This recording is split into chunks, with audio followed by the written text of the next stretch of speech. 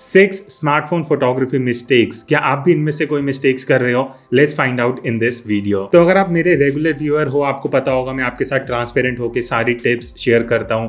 But इस video में मैं ऐसी 6 मिस्टेक्स के बारे में बात करने वाला हूं जो कहीं ना कहीं पिछले कुछ सालों में मैंने भी की हैं एज अ स्मार्टफोन फोटोग्राफर, और शायद आप भी कर रहे होगे इवन अगर आपको काफ़ी टाइम हो चुका है अपने मोबाइल से फोटोज लेते हुए। सो देखते हैं ऐसी कौन सी मिस्टेक्स हैं जो शायद आप ऑलरेडी कर रहे हो और आप रियलाइज भी ना करो। तो स्टार्ट करते हैं पहली मिस्टेक के साथ, जो है not using the EV slider in manual mode for proper exposure. अब होता क्या है, जब हम फोटोज लेते हैं नॉर्मली, आपको अभी तक समझ आ गई होगी मेरी वीडियोस देख के कि अगर हमें कहीं से प्रॉपर एक्सपोजर लेना है हमें टैप करना चाहिए अपनी स्क्रीन पे। बट टैप करने से ज़रूरी नहीं है हर बार सही एक्सपोजर आए, और हमें उसका कंट्रोल लेना चाहिए bye adjusting the exposure. But सबसे बड़ी गलती कहाँ हो जाती है, जब हम ऑटोमेटिक मोड पे होते हैं और हम टैप करते हैं किसी सीन पे, अपने एक्सपोजर स्केल को हम माइनस या प्लस में लेके जाते हैं, तो एक्सपोजर तो हम ब्राइट या डार्क कर लेते हैं। बट होता क्या है, हल्का सा भी जब हम मोबाइल का एंगल चेंज करते हैं और वापस उस एंगल पे आते हैं तो हमारा एक्सपोजर रीसेट हो जाता है। अब इसको हम कैसे करेक्ट कर सकते हैं? आजकल हर एक स्मार्टफोन में प्रो या मैनुअल मोड होता है। अब मैनुअल मोड ऑन करो, वहां पे आपको एक आइकन दिखेगा जहां पे EB लिखा होगा, विच इज एक्सपोजर वैल्यू। अब आपको क्या करना है, आपको उस आइकन पे जाना है। अब आपको ऑप्शन मिलेगा, अगर आप माइनस की तरफ जाओगे तो आपका जो सीन है वो डार्क होता जाएगा, प्लस की तरफ जो सीन है वो ब्राइट होता जाएगा। और अब आप देखो, मैं अगर सीन को इधर उधर भी मूव करता हूँ अपने फ्रेम को और वापस मैं उसी फ्रेम पे आता हूँ, तो मेरा जो एक्सपोजर है वो रीसेट नहीं होगा। मैंने फ़ोन को ऑलरेडी बता दिया है कि मुझे -1 का एक्सपोजर चाहिए, फ़ोन वो रखेगा। मैं जस्ट इधर उधर करूंगा तो थोड़ा सा एक्सपोजर फ्लक्चुएट होगा, बट वो रीसेट नहीं होगा।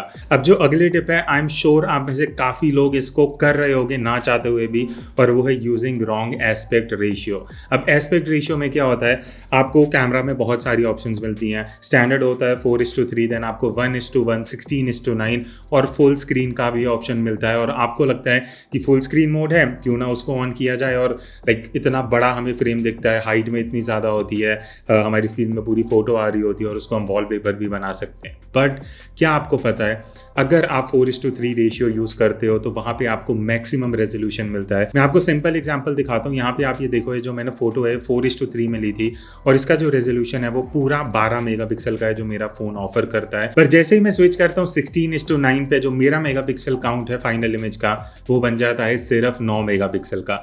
तो अगर आपको हाई रेजोल्यूशन में शूट करना है, 4:3 में कैप्चर करो, उसके बाद जो भी आपको करना है वो एडिटिंग में क्रॉप करके कर लो।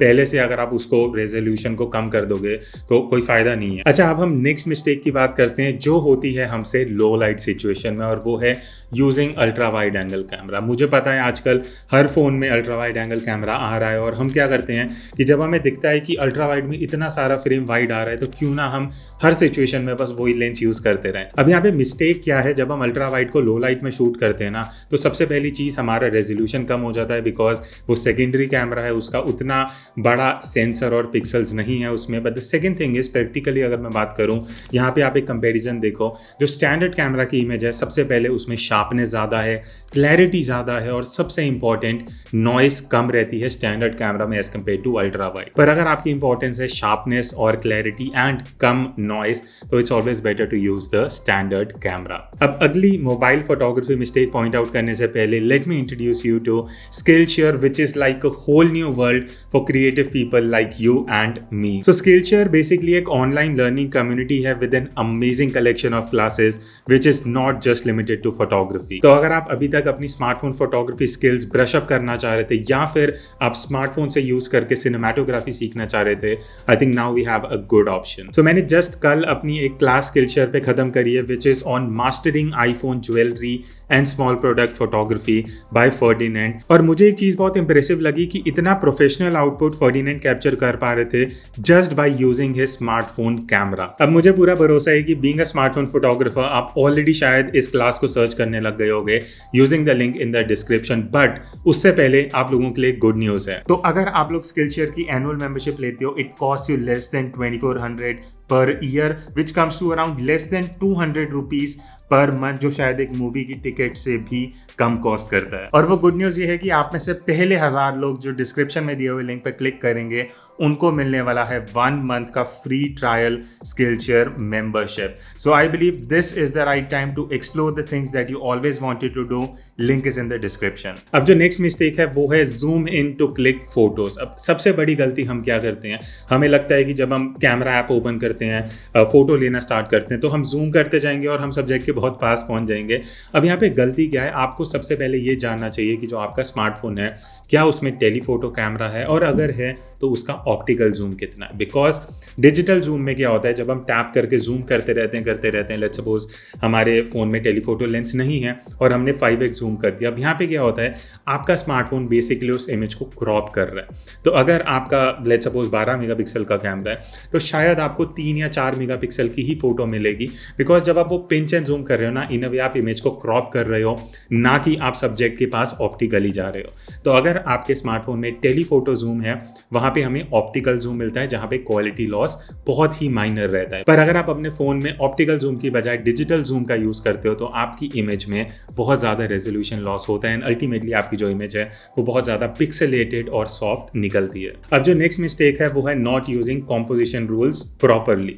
अब देखो, जितना भी आप सेटिंग्स को अच्छे से यूज कर लो, एक्सपोजर बढ़िया कर लो, फोकसिंग सही कर लो, बट अगर हम सीन को कंपोज ही अच्छे से नहीं करेंगे तो क्या फायदा उन फोटोज का जब वो दिखने में अच्छी नहीं होंगी। अब मैं यहाँ पे आपको स्क्रीन पे कुछ फोटोज दिखाता हूँ जहाँ पे मैंने अलग अलग कॉम्पोजिशन रूल्स यूज करे हैं। जैसे ये वाली आप फोटोज देखोगे, यहाँ पे frame in frame composition rule use हुआ है। बेसिक पर्पस क्या है, आपका जो मेन सब्जेक्ट है उसके फोरग्राउंड में आपको एक और फ्रेम ऐड करना है, चाहे वो कोई दीवार हो, कोई विंडो हो, कोई ऐसा स्ट्रक्चर हो जिसके थ्रू आप डेप्थ दे सकते हो अपने सीन में। अगली कॉम्पोजिशन की मैं बात करूं वो हो सकता है फिशिंग टेक्निक, जहां पे आपको बहुत बढ़िया शैडो या रिफ्लेक्शन दिख रहा है। थोड़ा सा हम वेट करेंगे ताकि कोई सब्जेक्ट आए उस फोटो में, उस फ्रेम में, और तब हम उस इमेज को नेक्स्ट डायमेंशन पे लेके जा सकें। अगेन रूल ऑफ थर्ड्स एक बेसिक कॉम्पोजिशन रूल है जिसको आप अप्लाई कर सकते हो। आई थिंक ये कुछ बेसिक चीज़ें हैं। अगर आप थोड़ा सा कॉम्पोजिशन के बारे में स्टडी करोगे, जिसके बारे में मैं पास्ट में काफ़ी वीडियोज़ बना चुका हूँ, और उनको अगर आप अपनी स्मार्टफोन फोटोग्राफी में इम्प्लीमेंट करोगे, and I am pretty sure कि आप बहुत बढ़िया फोटोज ले सकते हो। तो सिर्फ रिस्ट्रिक्टेड मत रहो, टेक्निकल नॉलेज के साथ कैसे फ्रेमिंग बनानी है, कॉम्पोजिशन करना है, उसके बारे में भी थोड़ा स्टडी करना चाहिए। अब हम बात करते हैं लास्ट मिस्टेक की, जो है using automatic mode in low light situation. अब एक बेनिफिट जो हमें मिलता है आज के स्मार्टफोन्स में, या may be using third party apps, कि आप प्रो मोड या मैनुअल मोड यूज़ कर सकते हो। अब लो लाइट में सबसे पहली चीज़ क्या होती है, जब हम अपने स्मार्टफोन से ऑटोमेटिक मोड में शूट करते हैं, आपने किसी सीन पे टैप करा, आपने फोटो लिया, सबसे पहली चीज़ सीन ओवर एक्सपोज हो जाएगा, और दूसरा इशू होगा वो है नॉइज़ का। अब आपको लो लाइट सिचुएशन में क्या करना है, सबसे पहले अपने फ़ोन को एक ट्राइपॉड पे माउंट करना है। उसके बाद आपको जाना है मैनुअल मोड पे, अपना ISO मिनिमम रखना है, जो हो सकता है 100 या ज़्यादा से ज़्यादा 200। उसके बाद आप अपनी शटर स्पीड को एडजस्ट करोगे ताकि आपका एक्सपोजर प्रॉपर आ सके depending on the available light, और फिर आप फोटोज ले सकते हो। अगर आप चाहो तो फोकस को भी मैनुअली सेट कर सकते हो। अब ये सब मैं आपको इसलिए बता रहा हूँ बिकॉज मैनुअली जब आप एक्सपोजर कंट्रोल करते हो, स्पेशली जब हम ISO को कंट्रोल करते हैं 100 या 200, हम अपनी फोटो में नॉइस को बहुत कम कर देते हैं, जो ऑटोमेटिक मोड में शायद 1000-2000 तक भी ISO जा सकता है। और दूसरी चीज़, आपकी फोटो में आपको कितना एक्सपोजर चाहिए वो आप खुद मैनुअली कंट्रोल कर सकते हो। तो ये कुछ मिस्टेक्स हैं जो शायद आप कर रहे होगे। अब इनमें से कौन सी और कितनी मिस्टेक्स हैं वो कमेंट करके आप ज़रूर बताना। I would personally love to read your comments और आपका एक्सपीरियंस मैं जानना चाहूँगा। That's it. अगर आपके कुछ सजेशंस होंगे वो भी आप कमेंट में डाल देना, शायद मेरी नेक्स्ट वीडियो में वो टॉपिक्स कवर हो जाएं। So I will see in the next video. तब तक take care and keep clicking.